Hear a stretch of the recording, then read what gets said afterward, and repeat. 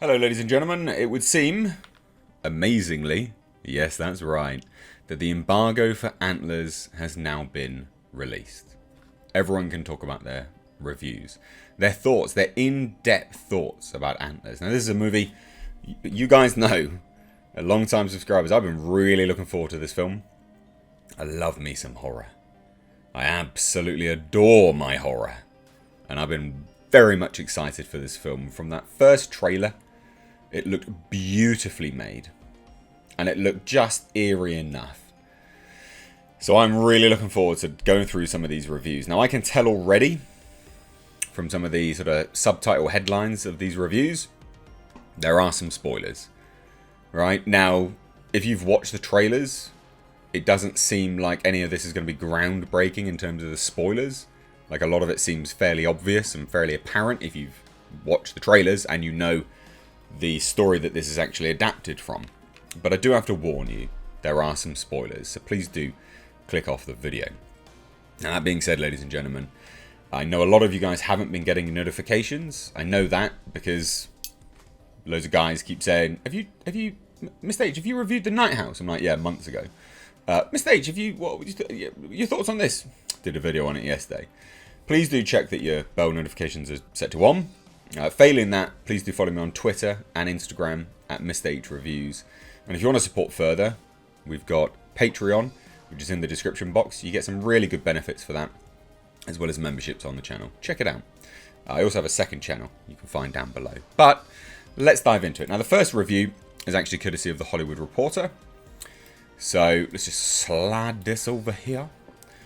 And their formatting seems a bit weak, but here we go. So, straight from the off, all of this is incredibly positive. There's like one or two negatives here, like out of these reviews, by the way. But thoroughly successful, both as icky art house horror and as an allegory of generational trauma. Scott Cooper's Antlers continues the director's hot streak while bearing the unmistakable mark of one of its producers, Guillermo del Toro. None of that is bad. That's great. By the way, this movie does release on the 29th of October. And yes, you bet your fucking ass I'm going to be there watching it opening weekend. Hell yes. And I'll be giving you my review. Maybe even a live stream review. We'll see.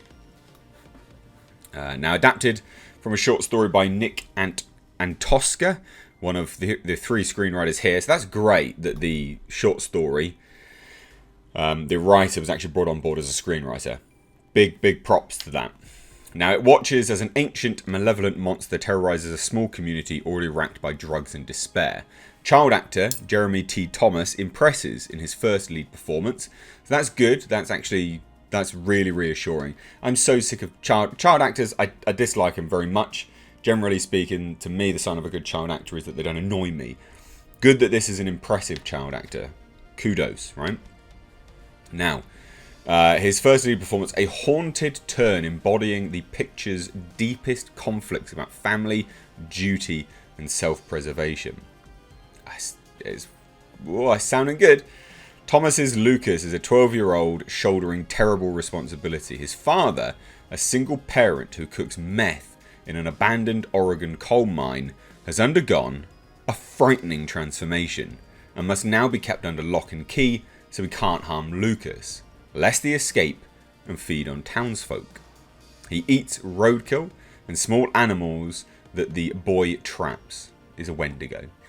The film will eventually identify him as the embodiment of a Wendigo, a deer-like creature from Native American folklore, which has been awakened by unspecified atrocities, take your pick, that humans have inflicted on the land.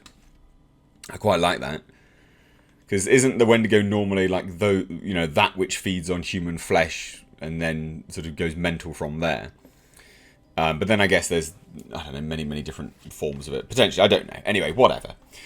Painfully withdrawn at school, Lucas attracts the attention of a teacher who has just returned to the small town.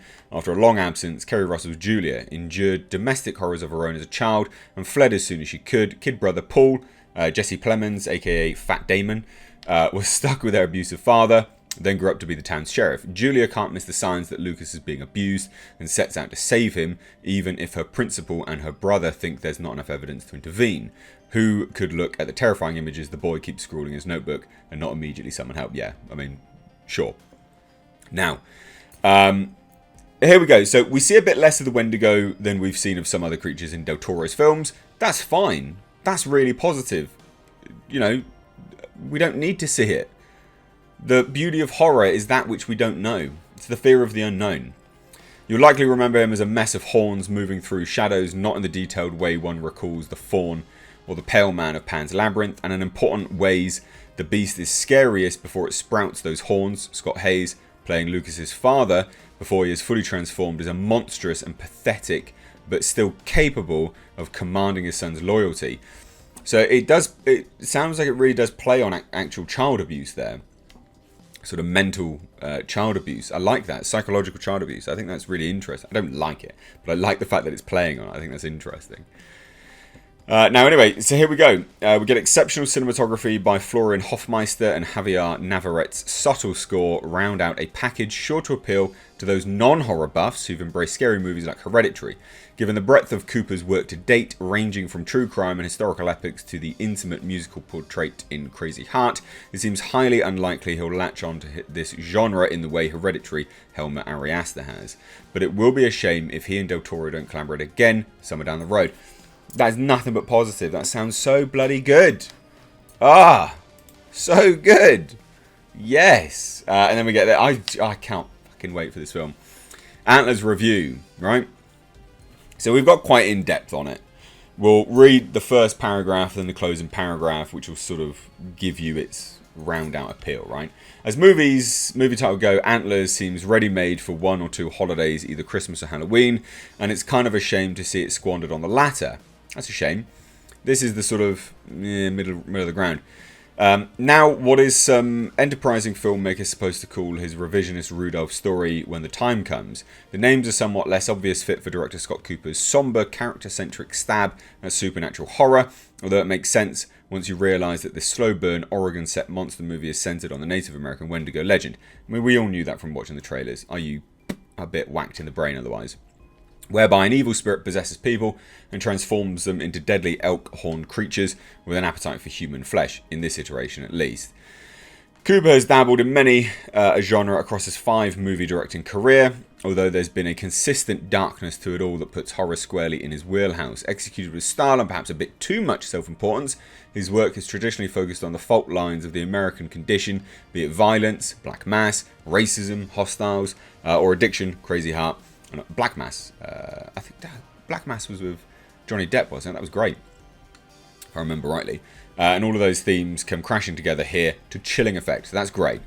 What makes suggestion-driven Antlers so disturbing isn't the movie's tension and dread-building mechanics, so much as the way the filmmaker burrows into the minds of his 2 main characters, abuse survivor turned elementary school teacher Julia Meadows, and her soft-spoken student Lucas, in whom she's able to recognise red flags that remind her of trauma she's experienced as a child. Something incredibly wrong is happening at home for Lucas, and Julia is well suited to identify the problem and intervene on his behalf. Also, Antlers argues, although that it takes one to know one, philosophy can feel a little simplistic at times. It sounds really good.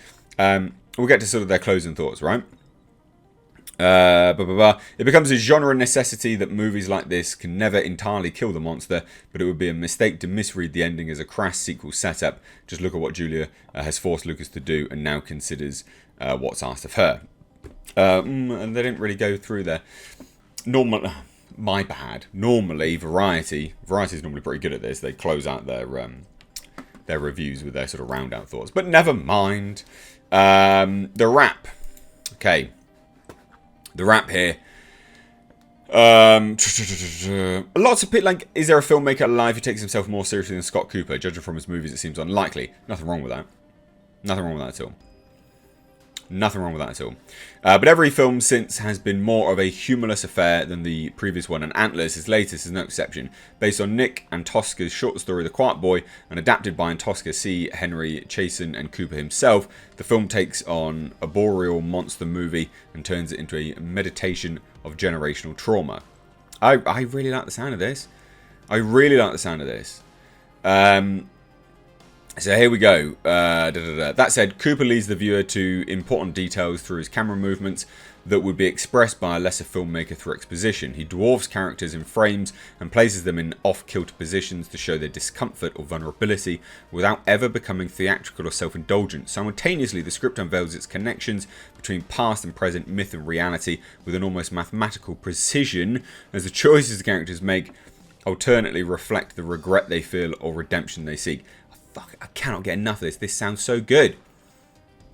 Anyway, in any case, those expecting more of a traditional monster movie based on the provocative trailers that have been playing, this is important since before the pandemic began, may be disappointed by what amounts to a character study not unlike his film Out of the Furnace, except supported with supernatural elements. At the same time, Cooper's own commitment to the premise and its inevitably tragic conclusions requires some fearless, occasionally shocking filmmaking choices, and he unsurprisingly does not flinch when embracing them. I think that sounds great. I'm all down for character studies, sure. Antlers is a handsome, meticulous, and yet overly serious entry in a horror subgenre explored too infrequently these days. Del Toro was absolutely right to choose Cooper to bring the material to the screen, but what the film needs is more of Del Toro's own exuberance to truly bring it to life. I don't think so. We don't need just another Del Toro. I disagree with that. I really do. I think it's good that we're getting some sort of differentiation here. So here we go. Here's another one. We'll just sort of round it out towards the end. Another strength of this film is its focus on power storytelling. It's clear Cooper, as well as co-writers Ninkin Tosca and C. Henry Chasen, are passionate about stories and what they mean, regardless or if they're fiction, non-fiction. Antlers exemplifies this by bringing an indigenous legend to life, and when it comes to a story that is more than just as impressive monster tale. I fucking honestly, I love the sound of this. It sounds so good. For a film based on both an indigenous legend and a short story titled The Quiet Boy, Antlers becomes its own modern folktale. It builds off the myths and fables that have come before, while light on jump scares. There is plenty of horror, heart in this haunting tale about family survival. Good, fuck the jump scares. This sounds epic. It sounds so good. I hope you agree. I can't get enough of this. I really cannot wait for this film. What do you guys think? Let me know down below in the comments. Resoundingly positive, with very little gripes. It sounds like people are clutching at straws here. Genuinely. Anyway, from me and Lord Jasper and my stubble face rather than a beard, cheers, thanks for watching. Give the video a like and please do share it. I will be bringing you my review the day this movie comes out. I cannot wait. Thanks so much. Take care.